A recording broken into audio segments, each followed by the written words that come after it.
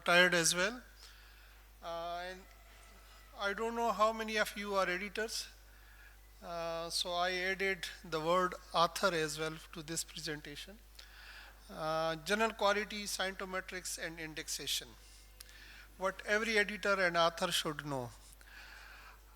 As you all know that for promotion and other requirements, the faculty members, they have to publish the articles in journals. And now the requirement of the PMDC and HEC are changing, and everybody wants to publish his or her journal article in the best journal. So today we'll be talking about the journal quality, how the journals are ranked locally or internationally, and what are the metrics, the parameters against which the journals are judged. So although it's a difficult topic, I don't know whether it's be digestible, but I will try to make it simple. Thank you for. So there are different.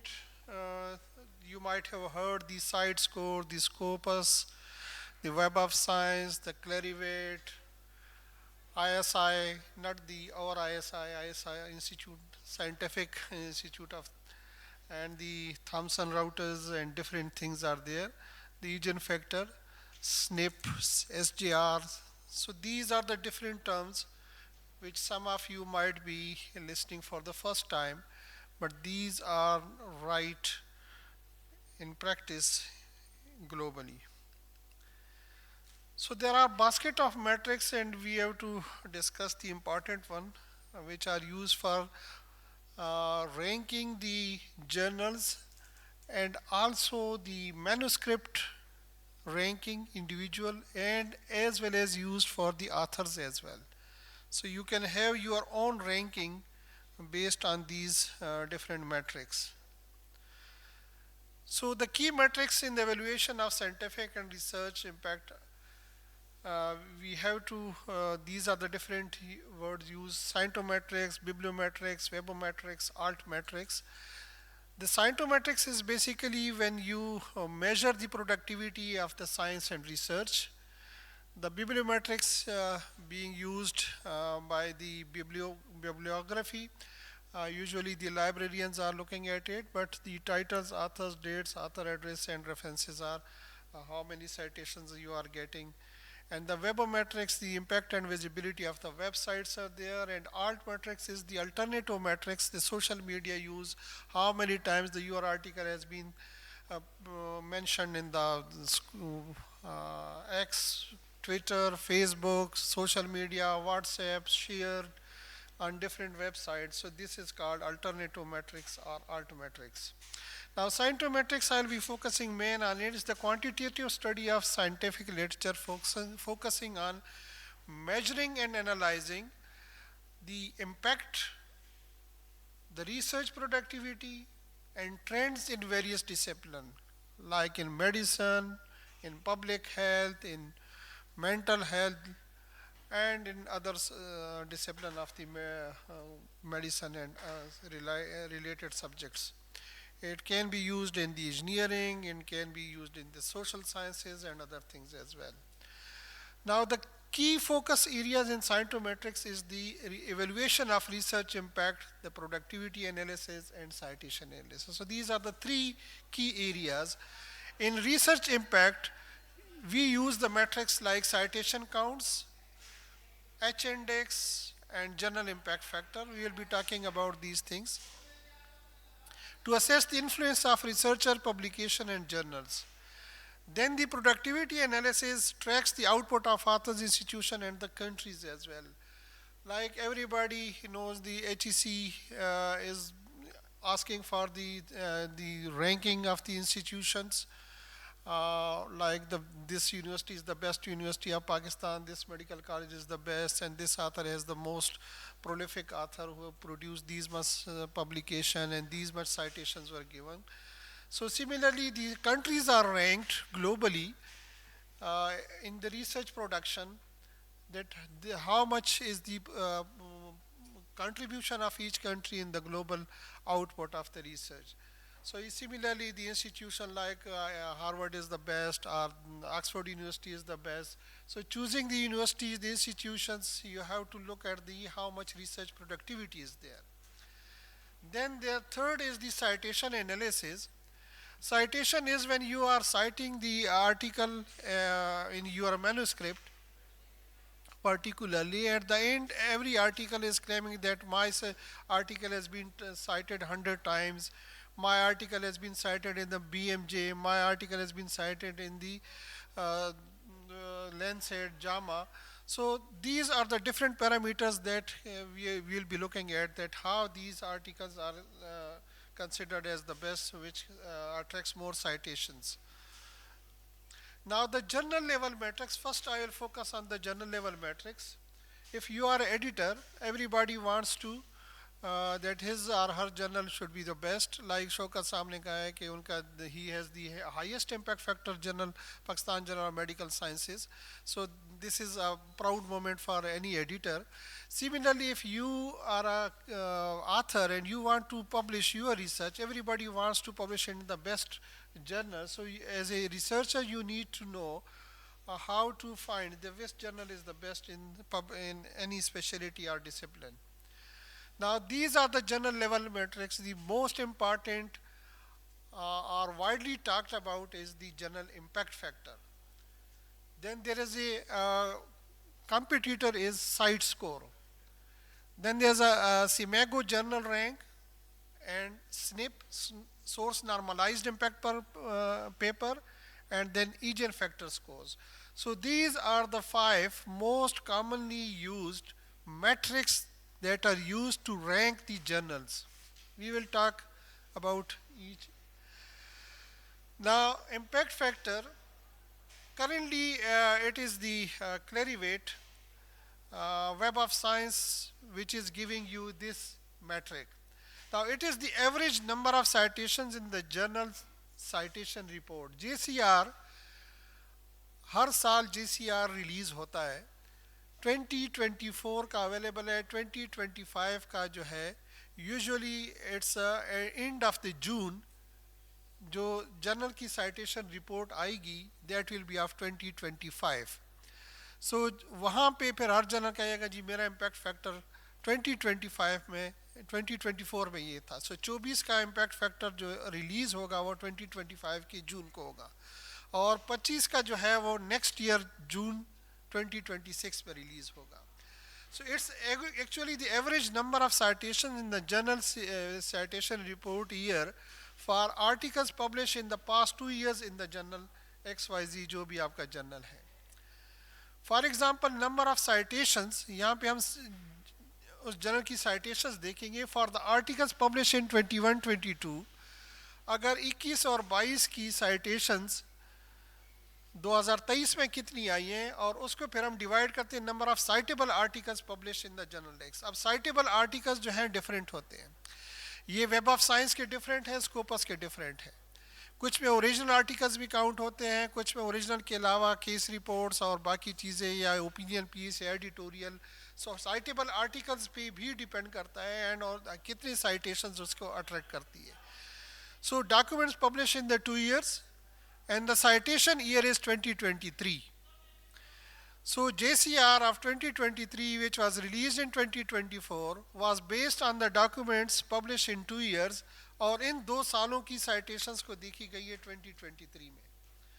So अगर उसके citations 200 आए और articles 100 published थे तो इसका मतलब है impact factor 2 है. अगर साइटेशंस भी 100 थे और आर्टिकल्स भी पब्लिश 100 थे तो इम्पैक्ट फैक्टर वाज 1. अगर किसी का 50 साइटेशंस आर्टिकल 100 तो दैट इज़ 0.5 एंड इसी तरह कैलकुलेशंस होती हैं.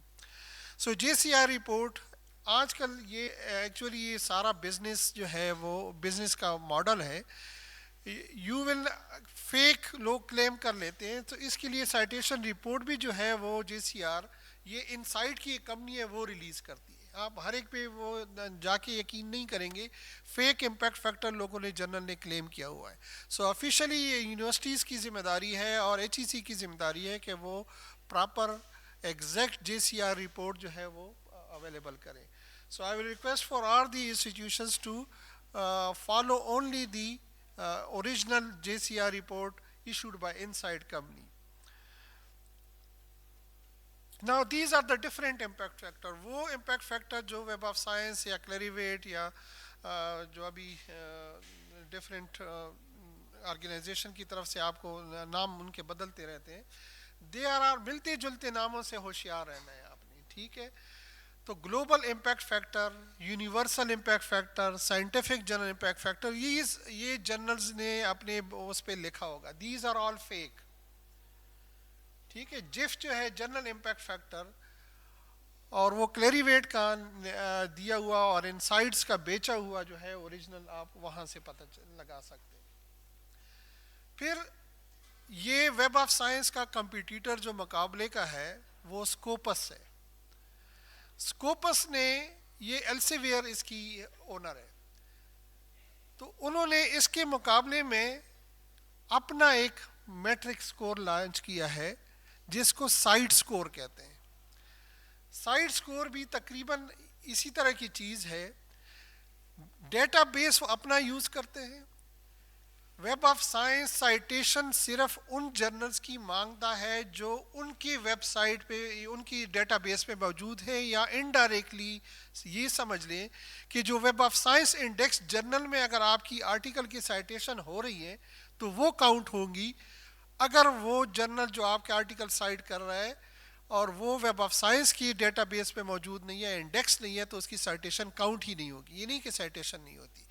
बेस्ट साइटेशन मैट्रिक्स अगर आप देखें तो गूगल स्कॉलर पे अगर आप अपना प्रोफाइल बनाएं तो वहाँ आपको पता चलता है कि साइटेशंस कौन सी होती है।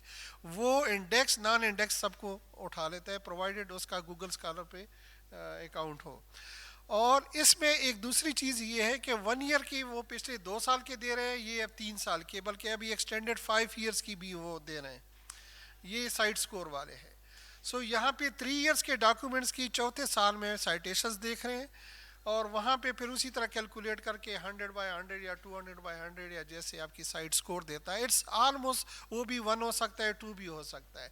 नाउ पैरामीटर्स अगर आप देखें तो कंपनी एक में वेब ऑफ साइंस है, दूसरे में स्कोपस है, एक का विंडो पीरियड 2 इयर्स है, दूसरे का 3 इयर्स है, एक का साइटेबल आर्टिकल्स एंड रिव्यूज़ है, और साइड स्कोर जो है वो और बहुत सारी चीज़ों को भी काउंट कर लेता है। अच्छा, इसके बाद ये सिमागो लैब है, ऑर्गेनाइजेशन है बेसिकली यूनिवर्सिटी ऑफ ग्रेनाडा। इन्होंने अपने एक वो बनाया सिमागो जन SJR इसको कहते हैं। ये क्या करते हैं कि ये क्वार्टाइल्स बनाए उन्हें Q1 2 3 4, इन्होंने कि जी आपके टॉप 25%, 50% में है journal. So this is another ranking parameter जिसमें scientific influence of the average article in a journal देखते हैं। ये इन्होंने अपनी डिटेल में, अगर आप इनकी वेबसाइट पे जाएं वहाँ पे आपको समझ आ जाएगी कि जी हर ये जर्नल की उसकी सब्जेक्ट फील्ड के मुताबिक, उसकी क्वालिटी के मुताबिक, रेपुटेशन ऑफ द जर्नल के मुताबिक चीज़ें चेंज होती रहती हैं। सो ये बेसिकली सिमागो लैब है, लेकिन ये डेटा जो यूज़ करती है वो स्कोपस का डेटा यूज़ करते हैं। सो इस पे ये फिर जर्नल को रैंक करते हैं। इनमें अगर आप सिमागो जर्नल रैंक में देखें तो जो कैंसर का जर्नल है क्लिनिशियन, दैट इज़ Q1, और इसका वो SJR जो है वो 88.12 जो है इसका वो है, तो हाईएस्ट है। और फिर नेचर उस पर नीचे आ जाता है, और ये जो WHO की MMWR वाली है वो उसके बाद आती है। So you can choose the journal कि जी कौन सा जर्नल मेरे लिए बेस्ट होगा। इसी तरह अगर ग्रांट वाले हैं तो वो भी आपको वो करते हैं कि कौन से जर्नल में आप चूज़ कर सकते हैं। अब BMJ को अगर इसमें देखें तो ये 453H इंडेक्स है। H index, I10 index, these are different metrics जो इंडिविजुअल ऑथर्स के लिए भी होते हैं कि H, अगर आपका H इंडेक्स 453 है तो इसका मतलब है कि 453 आर्टिकल्स ऐसे हैं जिनकी कम से कम साइटेशंस 453 हुई है। अगर आपका H इंडेक्स 10 है तो आपके आर्टिकल्स कम से कम 10 ऐसे हैं कि जिनकी मिनिमम 10 साइटेशंस हो गए। हो सकता है 1000 भी हो, लेकिन मिनिमम 10 साइटेशंस उसकी I10 इंडेक्स अगर है उस तरह, तो डिफरेंट वो पैरामीटर्स यूज़ होते हैं। ये सिमागो जनरल रैंक जो है फिर आपको डिफरेंट कैटेगरीज में जी कि जी आपकी साइटेड, ये चीज़ इम्पॉर्टेंट आती है कि जी इतने आर्टिकल्स में इतनी साइट हुए, ये जर्नल का है, वो देखता है कि जी मेरा तो 2/3 आर्टिकल साइटेशंस ही नहीं आ रही. If you are a journal editor then you will focus on the journal articles जो कि साइट नहीं होते. मेरे अपने जर्नल को मैंने देखा है, तो हम अनफॉर्चुनेटली हमारे यूनिवर्सिटी के प्रोग्राम्स में हम एनिमल स्टडीज़ को वो पब्लिश कर रहे होते हैं. बहुत सारे JPMA नहीं पब्लिश करती. अब एनिमल स्टडीज़ की साइटेशंस बहुत मिनिमम होती है, पब्लिक हेल्थ का बहुत ज़्यादा हो जाएगा, मेंटल हेल्थ में बहुत ज़्यादा काम हो रहा है. सो जर्नल्स को अपनी पॉलिसीज़ अकॉर्डिंगली वो करनी होती है कि जी ये इतना बल्क नहीं हो रहा, लेकिन आप मेरे इम्पैक्ट फैक्टर को वो, इसलिए कि नंबर ऑफ़ आर्टिकल्स आपका डिनोमिनेटर और वो चेंज हो जाता है, तो आपके इम्पैक्ट फैक्टर में चेंजेस आ सकते हैं. सो ये आप एनालाइज कर सकते हैं कि जी फिर जब आप ग्रांट के लिए अप्लाई करते हैं या वो करते हैं, आपके Q1 है, Q2 जर्नल है, Q3 अपर क्वार्टर है, मिडल क्वार्टर है, लोअर क्वार्टाइल में आता है. सो इस तरह आपको रैंक भी किया जाता है.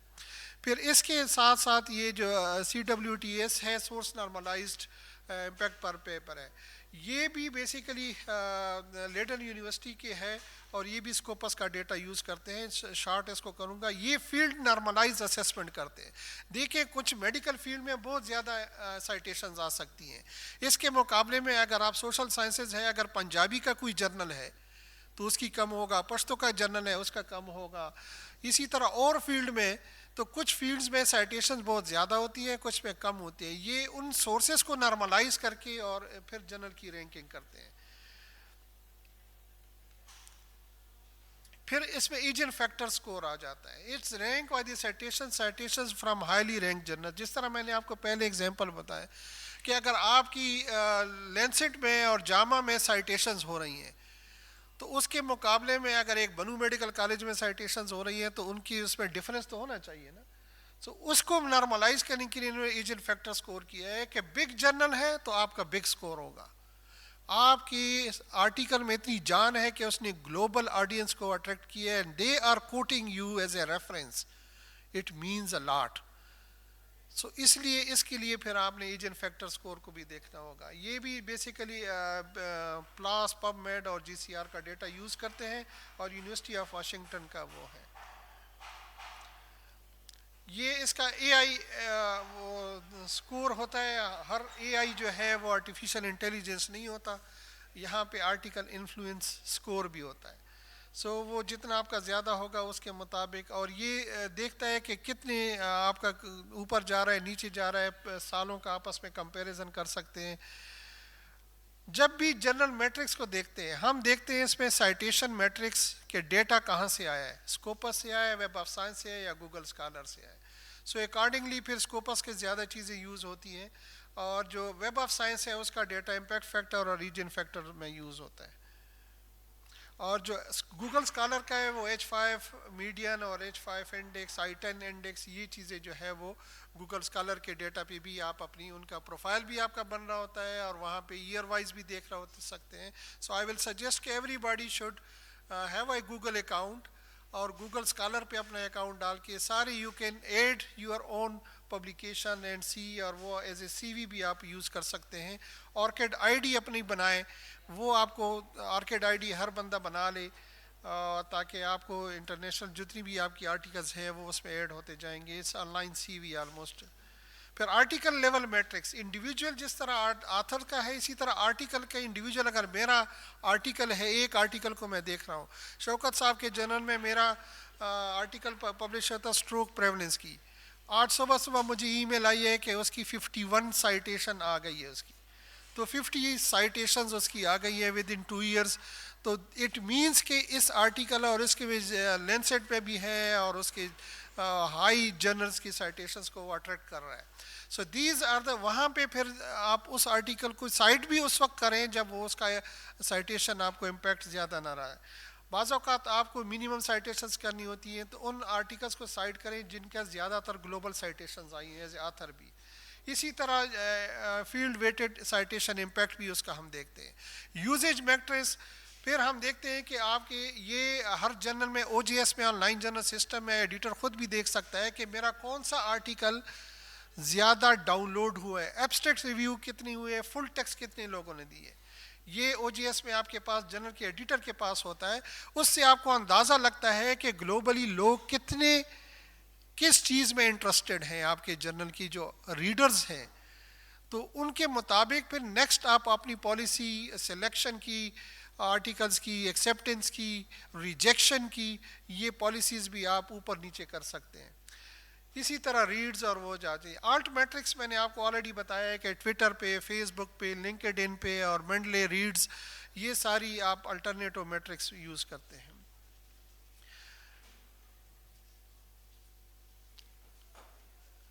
आर्टिकल इसमें साइटेशन बेस्ड पे फील्ड वेटेड साइटेशन इम्पैक्ट है, FWCI है। इसकी एक चीज़ है कि अगर ये एग्जैक्टली 1 है, इट मीन्स के the output perform just as expected as the global average. Global average को 1 दिया है। अगर 1 से ज़्यादा है कि इसका मतलब है कि आपके आर्टिकल जो है इट्स आउट उसने आउटलाइन कर दिए या एक्स्ट्रा कर दिए। 1.48 मीन्स 48% साइटेशन जो एक्सपेक्टेड एक होती है उससे ज़्यादा कर दिए। अगर माइनस आ रहा है तो मतलब है कि ये आर्टिकल आपकी साइटेशन को जो मिनिमम होनी चाहिए थी ग्लोबल एवरेज के, उसके मुताबिक कम आ जाते हैं। फिर इसमें यूजेज मैट्रिक्स, ये ऑलरेडी मैंने आपको बता दिए, व्यूज़, डाउनलोड्स और रीड्स। ये आप रिसर्च गेट पे भी देख सकते हैं, बाकी भी देख सकते हैं। ओजीएस अगर जर्नल का कोई प्लेटफॉर्म यूज़ कर रहे हैं तो वहाँ पे उसको हर इंडिविजुअल आर्टिकल का भी, आथर का भी, सबका वो देख सकते हैं। आल्ट मैट्रिक्स ये आजकल बड़ा ट्रेंड है इनका, बड़ी खूबसूरत। आप इनकी वेबसाइट पे जाएं या आर्टिकल पे इंडिविजुअल भी आ सकते हैं, उसके डिफरेंट डोनट बना हुआ है, डिफरेंट कलर्स है, हर चीज़ को अपना अलग कलर दिए है कि सोशल ट्विटर वाले का अलग कलर होगा, फेसबुक का अलग होगा, सोशल मीडिया का। तो ये social media mentions, news, blogs, policy mention, कितनी आपकी गाइडलाइंस में आर्टिकल्स यूज़ होते हैं, वो सारी आपको दे रहे होते हैं। इस तरह की ये 499 टोटल है कि इसको सिर्फ देख के पता चलता है कि जी 499 साइटेशंस इसकी आई हैं। और कहाँ कहाँ पे 9 व्यूज़ हैं, 15 ब्लॉग्स हैं, 302 ट्वीट्स हैं, 1 पीयर रिव्यू है। इसी तरह आई सजेस्ट कि अगर आपका जर्नल है, हमारे जर्नल का ट्विटर अकाउंट भी है, हम सारा जर्नल उस पर ट्विटर पे शेयर करते हैं, ट्वीट रीट्वीट हो रहे होते हैं। सो आल्ट मैट्रिक्स को आपका बढ़ता जाता है। इसी तरह इम्पैक्ट फैक्टर बढ़ाने के उस पर कुछ लीगल कुछ इलीगल तरीके लोग इस्तेमाल करते हैं, उसके प्लस माइनस पॉइंट्स भी होते हैं।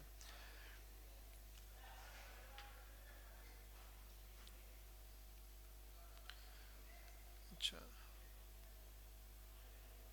ये डिफरेंट वो हैं, just skip these. Strength of scientometrics से ऑब्जेक्टिव मेजरमेंट्स है।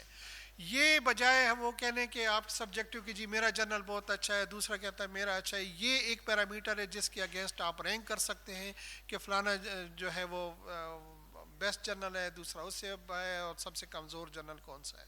Standardize quantitative tools to compare research output across disciplines, across the regions, time period, institution, funder, scholars. और इसमें ये इनको हेल्प करता है कि जी आप किसको फ़ंड ज़्यादा दें और कौन सा रिसर्चर जो है। आप HEC को अप्लाई करेंगे तो आपका कुछ वो पैरामीटर्स देखते हैं कि आप किस लेवल के हैं, आपको कितनी ग्रांट दी जाए। तो ये ग्रांट लेने के लिए भी आपको इन चीज़ों की ज़रूरत पड़ती है। Encourage visibility, high citation rate reflects wide readership influence, और इम्पैक्ट फैक्टर जो है वो जर्नल की प्रोमिनेंस को दिखाता है। स्ट्रेंथ साइंटोमेट्रिक्स डेटा पे बेस है, पैटर्न्स है, नेटवर्क्स है, को ऑथरशिप ट्रेंड्स है। प्रॉब्लम क्या है? प्रॉब्लम ये है कि बंदों को गिना करते हैं, तोला नहीं करते। हम तोलते नहीं हैं। बाज़ औक़ात एक ख़राब आर्टिकल की ज़्यादा साइटेशन आ सकती है। फॉर एग्ज़ाम्पल मेथड्स में प्रॉब्लम है। हर बंदा कहता है यार उसने अख्तर शरीन एटाल ने आर्टिकल का बहुत फजूल लिखा है, बहुत फजूल, इस पर ये गलती है, ये गलती है, और उसकी साइटेशन बढ़ती जा रही हैं। So this is a negative point. ज़रूरी नहीं है कि हर साइटेशन आपकी तारीफ़ के लिए हो रहा है, हो सकता है आपका ज़िक्र खैर जो है वो किसी और उसमें हो रहा हो। तो ये वो नहीं दिखाता, ये सिर्फ क्वांटिटी दिखाता है, क्वालिटी का वो नहीं है। कंट्रोवर्सी हो गया, नेगेटिव रिजल्ट्स। अच्छा, नेगेटिव रिजल्ट्स पे ऑलरेडी वो बात होगी, उसका एक लोग छापते ही नहीं है। मेथोडोलॉजिकल फ्लॉज हैं और ग्राउंड ब्रेकिंग रिसर्च में भी अंडर साइटेड इनिशियली। बहुत सारे ऐसे ग्राउंडेड रिसर्च आए हैं जो बाद में उनको लोगों को पता चला है कि इसकी तो बड़ी कद्र कीमत है, और फिर उसकी साइटेशन बाद में शुरू हुई, शुरू में उसको इग्नोर किया जाता है। डिसिप्लिनरी डिसेप्शन मैंने डिफरेंसेस आपको ऑलरेडी मेंशन कर दिए। इसी तरह बुक्स और मोनोग्राफ्स और उनकी जो है ह्यूमैनिटीज़ में कुछ और होगा, साइंस के आर्टिकल्स की कुछ और होगा। तो ये अच्छा, फिर बीच में गेमिंग करती है, सेल्फ साइटेशन आ जाती है। कुछ आथर्स भी हर उसमें अपनी आर्टिकल को ठोस रहे होते हैं, और कुछ जर्नल्स भी हमने ऐसे देखा है कि जो हम पीएमडीसी की जर्नल की एवेल्युएशन कमेटी कर रहे थे, एक आर्टिकल में देखे हर आर्टिकल में उसने 15-20 अपनी आर्टिकल की साइटेशन डाली हुई थी, not related to that subject, even not related. So उस पे मैंने खुद उसको रिव्यू किया था, और इस बेस पे हमने उसको री एवेल्युएशन के लिए कर दिया है कि 13 to 20 पर आर्टिकल उसकी सेल्फ साइटेशन रेट थी। उससे क्या था कि ये वेब ऑफ साइंस से और एक दो जर्नल्स को डी रिकॉग्नाइज उन्होंने निकाल भी दिए इन हरकतों पे। साइटेशन रिंग होता है, साइटेशन ये रिंग ये है कि जी मैं जमशेद साहब का आर्टिकल जर्नल साइट करूं, जमशेद साहब जो है वो शौकत साहब की जर्नल्स को साइट करे, और शौकत साहब मेरा करे।